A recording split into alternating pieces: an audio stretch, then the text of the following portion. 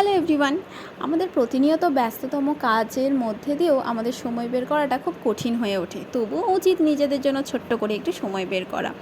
আর ঠিক সেরকমই আমরাও একটা ছোট্ট সময় বের করে, যদিও সেটা সেদিন অনেক রাত্রি হয়ে গেছিলো, প্রায় 9:30 নাগাদ ঘর থেকে বেরিয়ে গেছিলাম যে কোথাও একটু খেতে যাব আর নিজেদের একটু রিল্যাক্স মাইন্ডে বাড়ি ফিরে আসবো।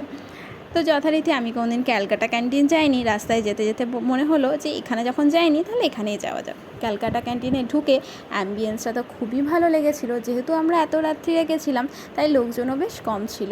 হালকা সাউন্ড মানে মিউজিক আর পুরো ফাঁকা, মাত্র 2-3টে টেবিলে লোকজন ছিল আর আমরা। আর এর নাম কেন ক্যালকাটা ক্যান্টিন দেওয়া হয়েছে তোমরা যারা যারা গেছো তারা মোটামুটি সবাই জানবে।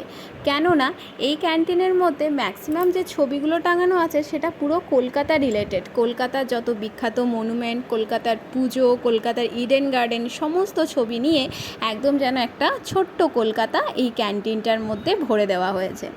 কথা বলতে বলতে আমাদের খাবারও চলে এসেছিলো। প্রথমে যে স্টার্টারটা এসছে তার নাম আমি ভুলে গেছি।